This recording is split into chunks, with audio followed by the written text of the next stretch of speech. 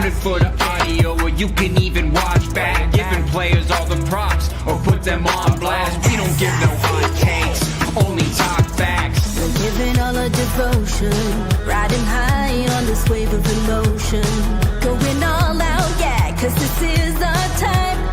No, ain't no stopping us till we reach the finish line. All in, we came here to win. We're gonna give everything. S-I-C-K on the run. S-I-C-K, sick, sick. On fire, we're ready to fight. We'll bring the house down tonight. S-I-C-K on the run. S-I-C-K, sick, sick. Play it on the car ride, play it when you lounge. X and O, you know that we can hold it down. Shout out to my man Sammy, got it off the ground. And to all the listeners tuned in right now, got debates, analysis, and speculation. This is sports talk for the new generation. You know where to find us, got a reputation. Sick podcast, your #1 sports destination. Giving all our devotion, riding high on this wave of emotion. Going all out, yeah, cause this is our time. No, ain't no stopping us till we reach the finish line. All in, we came here to win. We're gonna give everything. S-I-C-K on the run. S-I-C-K, sick, sick. On fire, we're ready to fight. We'll bring the house down tonight. S-I-C-K on the run. S-I-C-K, sick, sick. S-I-C-K is the sickest podcast. Tune in for the audio, or you can even watch back. Giving players all the props, or put them on blast. We don't give no hot takes, only talk back. S-I-C-K, S-I-C-K, S-I-C-K, S-I-C-K, S-I-C-K, S-I-C-K. S-I-C-K. All in, we came here to win. We're gonna give everything. S-I-C-K on the run. S-I-C-K, sick, sick. S-I-C-K is the sickest podcast. Tune in for the audio, or you can even watch back. Giving players all the props, or put them on blast. We don't give no hot takes, only talk facts. We're giving all our devotion, riding high on this wave of emotion. Going all out, yeah, cause this is our time. No, ain't no stopping us till we reach the finish line. All in, we came here to win. We're gonna give everything. S-I-C-K on the run. S-I-C-K, sick, sick. On fire, we're ready to fight. We'll bring the house down tonight. S-I-C-K on the run. S-I-C-K, sick, sick. Play it on the car ride, play it when you lounge. X and O, you know that we can hold it down. Shout out to my man Sammy, got it off the ground. And to all the listeners tuned in right now, got debates, analysis, and speculation. This is sports talk for the new generation. You know where to find us, got a reputation. Sick podcast, your #1 sports destination. Giving all our devotion, riding high on this wave of emotion. Going all out, yeah, cause this is our time. No, ain't no stopping us till we reach the finish line. All in, we came here to win. We're gonna give everything. S-I-C-K on the run. S-I-C-K, sick, sick. On fire, we're ready to fight. We'll bring the house down tonight. S-I-C-K on the run. S-I-C-K, sick, sick.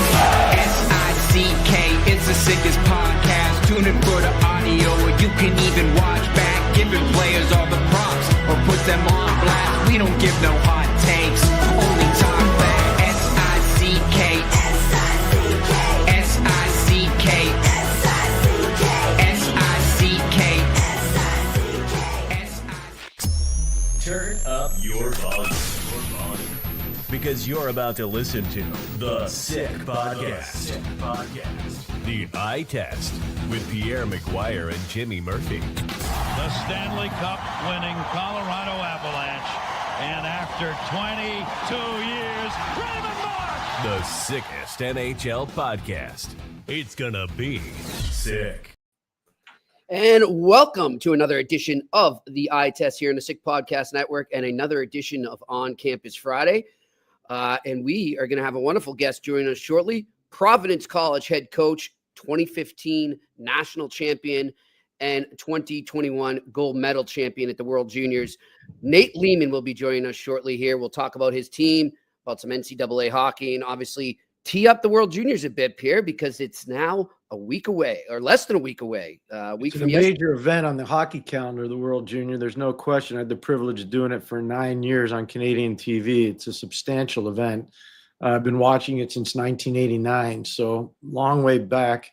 I remember when the Czechs had a line with Robert Reichel and Bobby Holik and Jaromir Jagr, and I remember when Russia had a line with Alexander McGillney, Pavel Bure, and Sergei Fedorov. Wow. You know, you can go along the history. I remember when Canada had a line of Patrice Bergeron, Corey Perry, and Sidney Crosby. I mean, it's a murderer's row of elite players that have played in that event year after year after year. And, you know, Coach Leaman had a team that won, as you correctly said, a gold medal. And you think about some of the players that were on that, you know, whether it's Brock Faber, whether it's Trevor Zegras, whether it's Cole Caulfield, you know, whether it's Spencer Knight. You can go down the line of all the good players that, you know, whether it's the United States or Canada or Russia or the Czechia, as they call it now, or Slovakia. It's amazing. It really is amazing. Yeah, and, you know, we're going to get Coach Leaman on right now. And, I'll ask this question. I want to talk to him, too, about the emergence of USA hockey in that tournament as the time has gone on, Pierre, because usually it was so dominated by Canada. But let's bring on Coach Leaman right now here on the Eye Test on the Sick Podcast Network. Coach, how you doing? Good.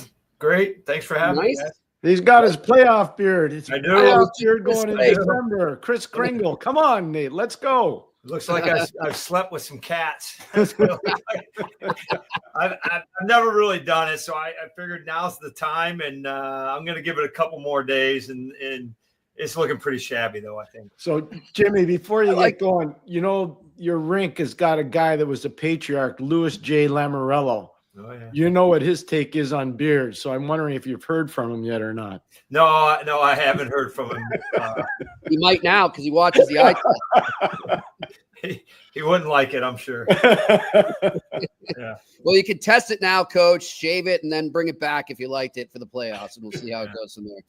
But anyhow, Coach, you guys are off to a great start right now. You're 7th in the nation in the polls and also 6th in pairwise right now.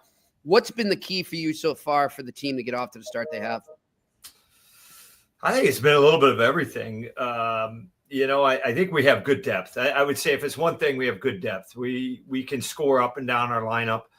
I think our fourth line, our supposed fourth line, you know, at this point has 13 goals. You know, so to almost have a goal a game, you know, from your supposed fourth line at this point, that's pretty good. And so I just think we have depth up and down the lineup, even on defense. We're typically, you know, dressing 70 a night, you know, and we're not sure which guy will struggle. We're not sure which guy's really going to get going. We just we let the game unfold, and that's how the minutes have been going back there as well. So, yeah, I mean, I think there's a lot of areas of improvement for the Friars. You know, as a coach, you're always looking at that. But if I had to look at one thing, I mean, we got a deep team this year. Another thing that you guys do really well, you know how to play in tight games. It's amazing. I've watched your team play a lot. When do you know as a coach that your team's capable of playing in those types of games and being successful? Well, I think you know, personally, I think we've had a really good team the past 4 years, and we haven't won those big moments. You know, we just haven't gotten that save, or we haven't scored the goal. We've generated the chances. We've been in there, you know, but you know, we just those moments just haven't been ours. And I think two things: our save percentage was a 900 last year, was a 900 the year before. We're at a 920. That's three big saves a game.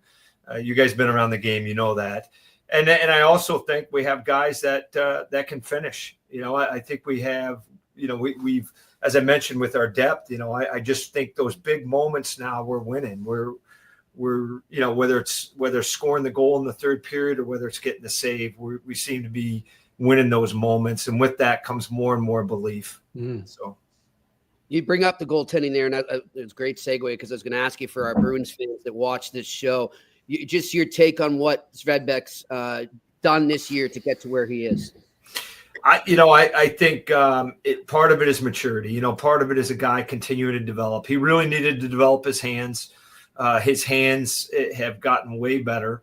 And the footwork, is kind of, it's been there. It's always just, keeping him on it. He's a big kid.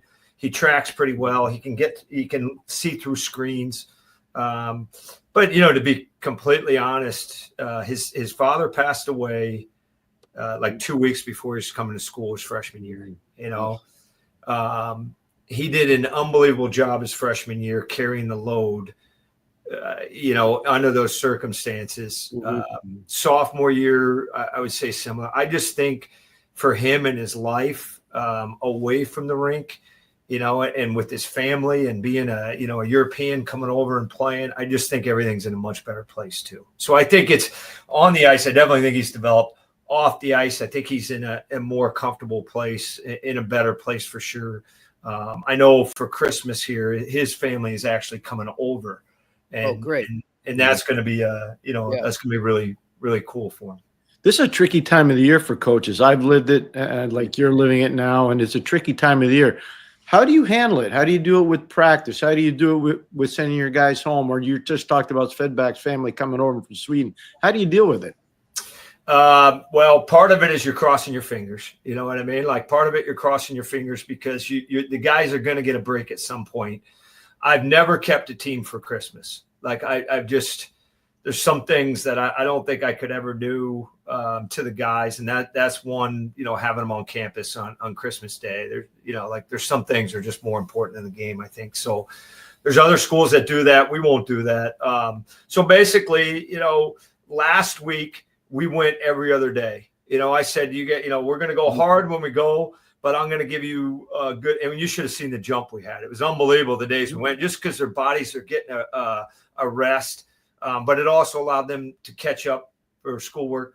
Now we're in exam week. We took Monday off. That's when almost all of them had 2 exams. They had Monday off, and then Tuesday, Wednesday, Thursday, Friday, we're going. And they're beat up right now. Like, I'll be honest with you. Like, we just got off the ice. They're beat up. They're tired.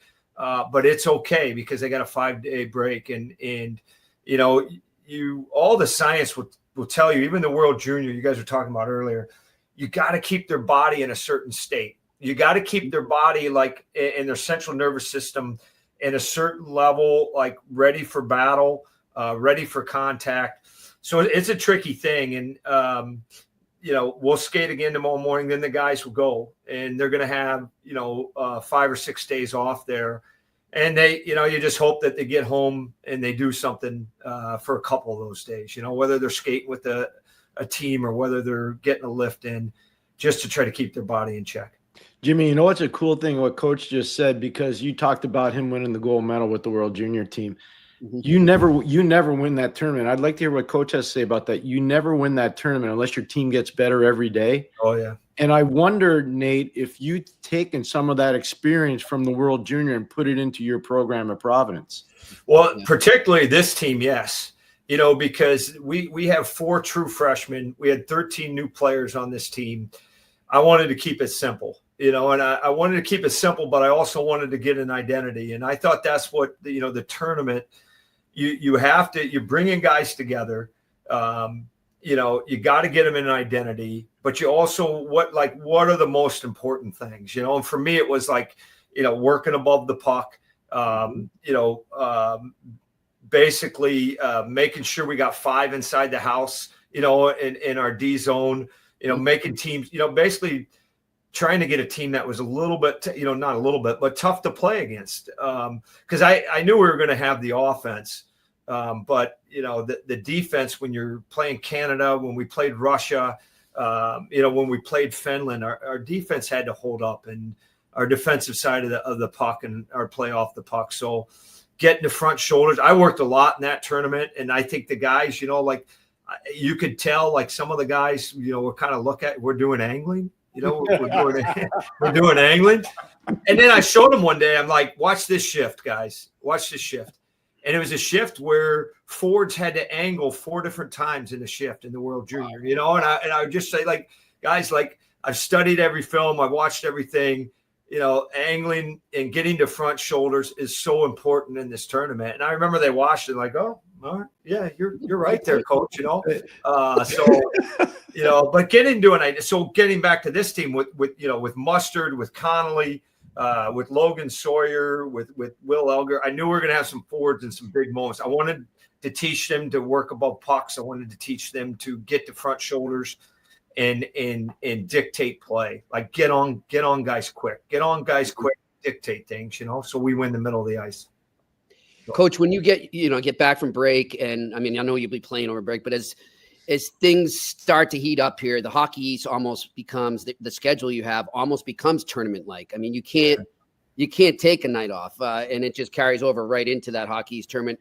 How much of what you just spoke about is going to play crucial down the stretch here? Well, it's kind of, you know, I've been harping on them this week about that. Just that is that we have to be a tough team. Like I think we have a lot of talent, like, and I love our talent and our ability, but, you know, I think there's teams out there, you know, within the top 10 that also have talent. So what's going to make us different? How are we going to play our best when it matters? You know, like and so, you know, I've been kind of harping on a team game, on toughness, on being able to win those big moments of games, you know, and because I think that ultimately, like, in Hockey East, you're in the second half, you're basically looking at, you're either going to be up a goal going in the third, down a goal, or tied. It's pretty rare. It is rare. I mean, look, I'd love to be up 2 goals going in the third period, but it doesn't happen. You don't. There's very few of those games that you feel comfortable going into the third. Right. You're always going to be uncomfortable. You're always going to be in those moments. So, you know, staying with your identity, sticking with being tough in those moments, winning specialty teams. You know, that's the stuff that's going to win those thirds. Well, let's talk about something you were part of, but it was a little different. The 2007 World Junior, Leksand, Sweden. I was there broadcasting with Gordon Miller. It was a phenomenal display of hockey. Yeah. Canada plays the U.S. in the semifinal, and Jonathan Toews does something that I don't think either Wayne Gretzky or Mario Lemieux could do.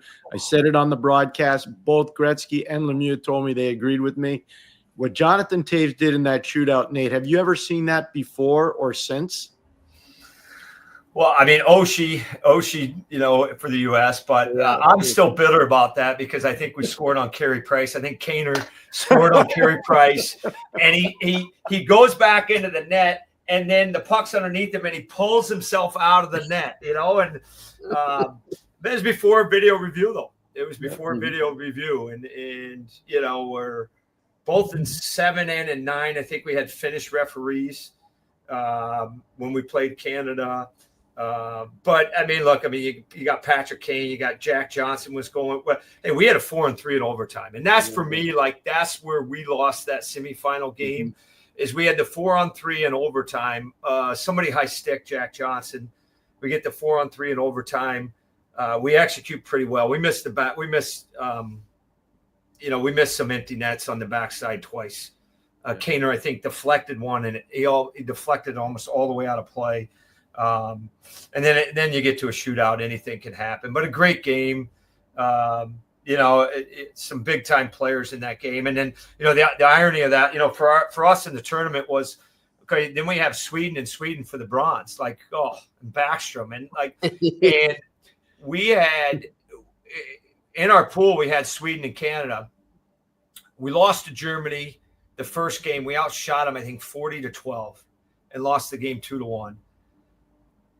We then have Sweden, and we have the game won 4-3, and they score with the goalie pulled. Yep. I was in charge of the goalie pull. so we come out to that. We're in the bronze medal game. We're up by a goal. You know, you're on short rest. You've just lost a heartbreaker semi, and they pull their goalie with 2 minutes to go. And it's like the exact same scenario. and we were we did a better job with it. We did a much better job with it, and we got the kill and we're able to win bronze in Sweden against Sweden. It was a big moment. I mean, I think, Pierre, you would remember, Canada won in the final. They play Russia and blew them out. They pulverized the Russians. Yeah, I mean, so really maybe, you look back and the U.S.-Canada game might have been, but it was that was a big moment for us, winning that, winning that bronze and going away with something for sure. Yeah, and you know what, Jimmy, I got to tell you, what Coach said is so impeccable. The memory is awesome. It just speaks to how important this event is when you're involved in it. That American team, by the way, and I know they didn't win the gold, but I will tell you this right now. The 04 team's the first American team to ever win the gold. The team that they had in Lexan was probably a better team. Yeah. On paper, it was probably a better team. It was a phenomenal team. It really was. Yeah. Coach, of course, you go on later, you come back as a head coach, and you do win the gold there in 2021. But, going back to that year and then all the way to 2021, how much, as a coach, how much pride do you take in being part of the way USA Hockey grew over that stretch? And also, as Pierre was just saying, where the World Juniors really became to mean so much more to USA Hockey and to the fans. And it became an event in the United States for hockey fans, and you were part of that growth. Big part of it. Big part of it. I'm going to say it right now. You were a big part of it. Yeah, I appreciate that. I mean, it was – so I was assistant again in 2009, and that was a heck of an experience because we had the Canadians down 3-0 in Ottawa on New Year's, and they have the same game this year, and then now coming back and then, being selected to do it in during that COVID year. It was great because so many people were watching that tournament. There was no hockey. Yeah. So, I live in a neighborhood where, I don't know, I mean, maybe one other person has their kids playing hockey. And we win that gold and come back and everyone in our neighborhood and little did I know, everyone in Rhode Island was really watching that tournament because there wasn't a lot going on. The NHL wasn't going on. And good for us, we got a lot of the NHL stars. You know what I mean? We got Zegras, we got some of the players. We didn't get Nick Robertson, but we got Zegras. And then, we had the team. A lot of people don't notice we had the team basically lined up, but we brought a couple other guys, a couple Friars, because just in case COVID hit during camp. Oh, yeah, that's right. Yeah. And we end up we end up with Beecher testing positive. Yep. And Bordelot was his roommate. So we're like, we got the team, everything's going. And then, Beezer wakes me up at 2 a.m. and says, a couple of guys tested positive. And I'm just crushed, like it's my chance to be the head coach. I'm like, we worked these guys up. I felt so good about it. And we'd already lost Vlasic. Vlasic also, got COVID at BU. And so, but it kind of speaking to you or what you guys are saying is the depth of our country that year was so good that we were still able, Brett Berard steps in, plays terrific. Farinacci steps in, plays friggin' terrific. Brinker stepped in and played, terrific in that tournament. And our third line scored. Our third line, we got third line production and they played gritty. And I think our D-core, I know we didn't have Vlasic, but every one of those defensemen is in the NHL right now. Yeah, like you think about, they had Brock Faber, they had Jake Sanderson, they had Tyler Clevin. Like it was a murderer's row on defense. Yeah. And he just talked about Vlasic not being there, who I think has been Chicago's best defenseman this year in the National Hockey League. Yeah. So it's pretty amazing the team that they had. And I thought, Nate did a phenomenal job coaching that team. I really did, Nate. You have a player, Trevor Connelly, is an elite impact player. I think you would agree to that. Mm-hmm. What will he do at this World Junior? He's going to have the puck. He's so elusive with the puck. I mean, he's a guy that I haven't seen, many guys like this. Just with his shaker shimmy when he gets a puck, can back a D off. Because the D, immediate, Lane Hudson was like that in college also for BU. It was like, go get him. Yeah, good luck, coach. You know what I mean? We're going to stay above him, and he has that about him where he can be really elusive and back guys off and make space for himself. He's pretty quick. He's got very good vision. I think he likes to make plays more than he likes to finish plays. And he'll surprisingly will get his nose dirty and get in there and win, and with second effort on pucks and getting to the net and along walls. He's a pretty gritty kid for his size and his skill set. Yeah. So, yeah. Jimmy, just so the people in Vegas know, he's a first-round pick of Vegas, and I know Coach would like to keep him a little longer. I just don't know if George McPhee and Kelly McCrimmon are going to be amenable to that. Hey, I mean, our job's to help him get along there. Yeah, and that's what you've been so good at. Yeah, I just want, you've been so good at that. Like, I'll give people an example, okay? Nola Chari, Mark Jankowski, Brandon Tanev, Kevin Rooney, John Gilmore, Jake Wallman, Brian Pino. These are all part of his 2015 team. All those guys played in the NHL, and some of them are still playing. Like, that's one thing he's really good at. You're good at a lot of things, but you're good at that. You're good at that. I don't think my wife would agree with you on that, but she didn't think I would at anything. now you've got the recording anytime. Yeah.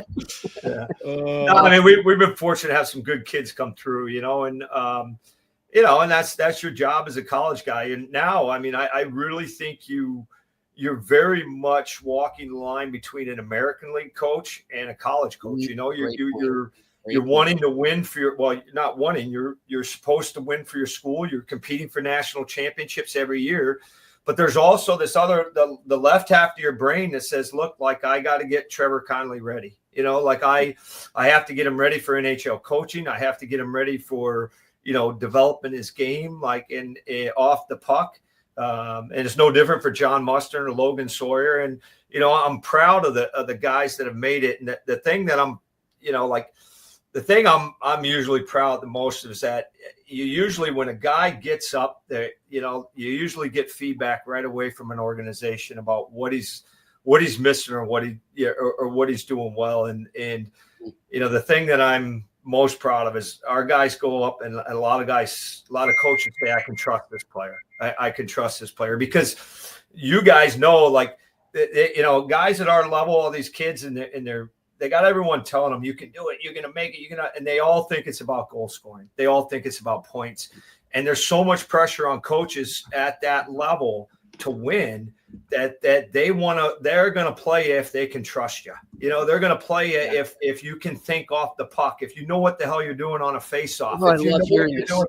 Yeah, and it's like, and trying to get that through to the kids of you have to have more than just scoring to be able to play at that level. You got to be able to contribute to a team because, they're top six when you're getting in there. They're top six, they're top nine. They're usually pretty spoken for, And so. Jimmy, I would tell you this. Coach brought up the kid Mustard. He's a draft pick of Chicago. I have no problem telling everybody in college hockey, maybe the most underrated player on both sides of the puck in college hockey right now. I'm just telling you. And I don't know if Coach agrees with me, but I've watched most of his games this year, and I would say that kid, there's one kid that's a young guy that he's going to play in the league because he'll be able to change his game like Coach just talked about. Yeah. Yeah, I mean, he can get on you like Tanev can. His speed and his quickness is like, I think that we've just started, during this break, we get this, we're not playing. So we've started, putting him on the kill a little bit and introduced him to the penalty kill. And the first day we did it, he got on guys so quick. He got a couple breakaways in practice, just going, he's got a lot of different elements. Like Trevor has a lot of different elements. So, he's going to be a good player for sure. Hey, Jimmy, he was a Bergen Catholic Crusader, and now he's a Providence Friar. So he's a good Catholic school boy. That's all I know. I thought a kid that went to St. Sebastian's would appreciate that, Jimmy. Yeah. There we go. Listen, Coach, always a pleasure. We appreciate you taking the time. You and your family have a great holiday, and we'll see you around the rink soon. Great, guys. Thanks for having me. If you can come up with any good Christmas ideas for your wives, feel free to text me, okay? I'll see you know what, Coach? I'll see you up at Dartmouth. How's that? I'll see you up at the Ledyard Classic. Great. Awesome. See you guys soon. We'll send that Thank clip you. from Pierre for the wife. Don't worry. All right. Thanks, Coach. Thank you. Merry Christmas. All right. Coach Leaman from Providence College joined us. What a good guy. I love talking to him, Pierre. And I love what he said there at the end about, shaping the kids to understand that it's not all about just scoring and finesse and spotlight. It's about the nitty gritty and it's about the little things. And, we had that conversation so much, Pierre, when we see fans asking us, why aren't they calling this guy up? Or why isn't this young kid getting more playing time? That's why right there, because that's what it takes. So you have to understand that most guys don't score a lot. And so how you can influence a game if you're not scoring? And you can't be a negative influence by being a minus player, taking bad penalties, or not blocking shots, or not knowing your assignment, or not being able to win a faceoff. There's so many different intangible things that are part of the game.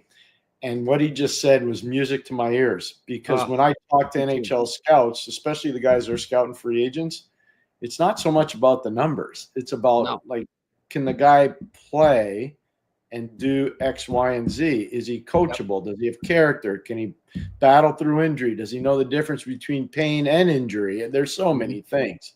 Yeah. But remember that Mustard kid, because he's going to play for Chicago one day. He will, unless they trade him. He's a tremendous player. He's a tremendous player. Yeah. And it's just, you look at players sometimes too, when they go down in the AHL, we say, don't look at it as demotion. Just go down, polish up your game, learn. Because the NHL is not a developmental league. As coaches pointed out there, those coaches don't have time for pointing out all that little stuff. You either know it or you don't. You're either ready or not. And if you're not, then you're not going to play. And that's how it is. Here's how it works. You got the NHL here, the American Hockey League is here, and all the other leagues are below those. Yep. So don't believe all the nonsense. Yeah. NHL, American League, everything else is behind them. Everything else is for sure. Great stuff there. Another great on-campus Friday. Pierre, as we said, next week we'll be more focused on the World Juniors as it will have started. So we'll still talk college hockey because there's so many amazing college hockey players, like we just said with Coach, playing in this tournament now.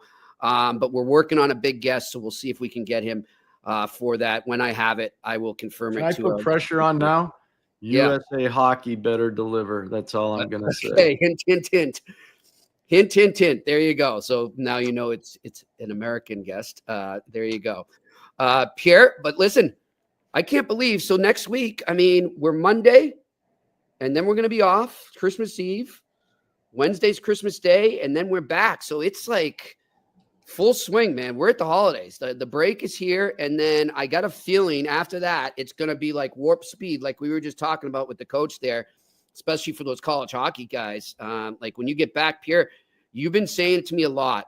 One thing when we always talk about college hockey teams, one of the first things you always bring up is schedule and looking at team schedules and what they have ahead.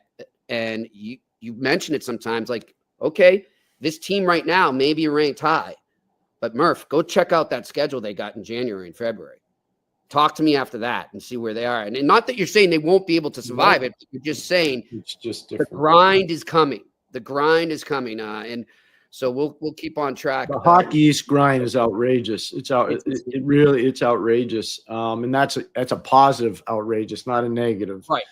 But you never see more NHL scouts at other league games compared to what you see when you go to a Hockey East game. It's just you've seen it, so you know. It's crazy. It's like a who's who of scouts now. GMs, not just like regular scouts. Like GMs are making it to these. Well, they have to make decisions now. They got to make decisions. Do we sign the kid? Do we sign to an American League deal? Do we sign him to a PTO? Do we not sign him at all? Like there's a lot of question marks. I would say from the Christmas tournaments that start a little after Christmas. So we'll call them the New Year's tournaments. Yeah. From those tournaments until the middle of February till after the Beanpot, a lot of decisions are made in that probably 12 to 14 game range. That's about how many games will be played over that time frame.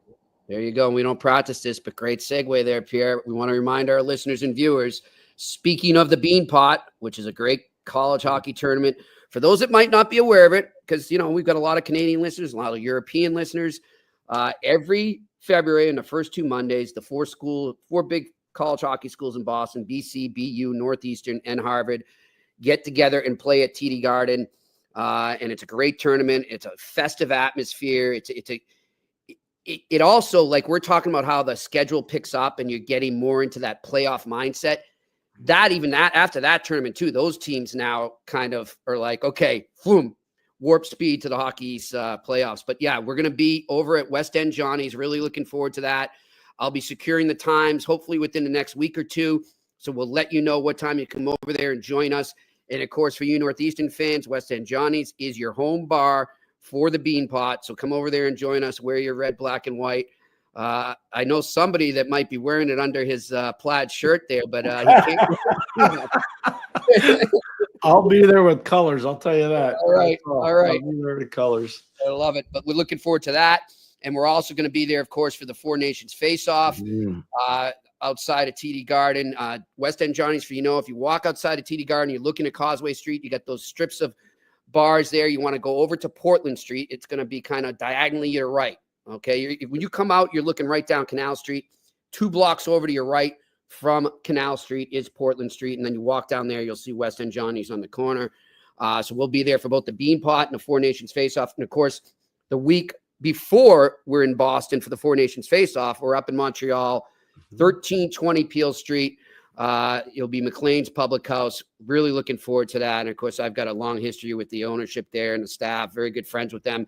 Highly suggest coming by there. Their food's amazing. It's a great hockey bar. So we got a lot happening, Pierre, and I think we might even be at West End Johnny's for the Hockey East. So we'll see. Yeah, I think there's a good chance of that. I think there's a good chance. A lot of things happening. We're about to get busy. The hockey season's about to get busy, but until then, this is our last on-campus Friday, as I said, before the holidays. So we want to wish all our listeners and viewers out there and our sponsors and, of course, our wonderful Sick Podcast crew up in Montreal, happy holidays. Enjoy it. Hope everyone's healthy and has a great time. And we will be back on the air, though, on a Monday before Christmas Eve. One more show before Christmas, so join us then. Until then, this has been another edition of the excuse me. God forgive me. Forgetting our wonderful Betway sponsor, Pierre, because I'm not talking pro hockey. I don't have that bet going in me right now. So no pick of the day right now, but I do want to tell you about Betway. You can bet the beauties with Betway and join the action. Go to the QR code right there. You go all the way with Betway and you get a free bet up to $200 if your first bet loses. Scan that QR code, like I said, or click on the link in the details section to create an account and redeem your welcome offer. Again, it's only there as a welcome offer, not for present users already. The offer is not available right now in Ontario. And remember, you must be 18 plus and please play responsibly. I would just say, Pierre, that one of the teams, and I know we've discussed them a lot here, but I'd continue to watch them if you're better because you're still getting good value. The Maple Leafs, Pierre, they're impressing me. They really are. I've been telling you, this is the best team since 06. Yeah. I They mean, can what all they say, did in we were Dallas, close here and we were close there. No, they went into Dallas last night, and I know this is running on Friday, so they went in on Wednesday, just so we're clear. And on Wednesday night, they didn't have their A game in the first period, but they hung in there, and all of a sudden, just their guys took over. And whether they're getting goaltending, last night it was Joe Woll, or it could be Austin Matthews, or it could be Max Domi, or it could be Bobby McMahon, or it could be Mitchell Marner. Every night there's a different superstar. Yep. And that's the problem when you play these guys. They're good. Yeah. They're really good. They are. So look, you can go over at Betway. You can do futures right now, bet them to win the conference. And if you want to bet them to win the Stanley Cup and break that curse, they are plus 1,100 still. That's amazing value. Really is. And some of the teams that they've beaten already are ahead of them as favorites. So that's great value right now. I mean, even if you lose, you put 100 down, you can win. You know what the problem is? Like that Atlantic, you still got Tampa, you still got Boston, Florida. And you got Florida, who's just running roughshod the last 2 nights in there at Edmonton and in Minnesota on Wednesday night. I mean, just holy mackerel, you know, it's tough. The one thing, Pierre, that they will have, I think, it could work out or might not, but there's a chance they might get a Metro Division team in the first round because they might be playing that wild one. I'll tell you one thing: you don't want to be stuck in the 2-3 hole. You got to try to win that division, and that's where they've been stuck, right, Pierre? Because that's been the problem. They always get stuck in the 2-3, and it's a problem. Yep. Yeah, so they could get out of that this year if they win a division, and then they end up playing, what is basically the 8th seed or the wild card 2 team. So we'll see what happens. But listen, everyone, have a great weekend. We'll see you back here on the Eye Test on the Sick Podcast Network on Monday. He's Pierre McGuire. I'm Jimmy Murphy. Have a good one. And that's a wrap. Hope you don't miss us too much until next time. Follow the Eye Test with Pierre McGuire and Jimmy Murphy on YouTube, Facebook, Google Play, and Apple Podcasts.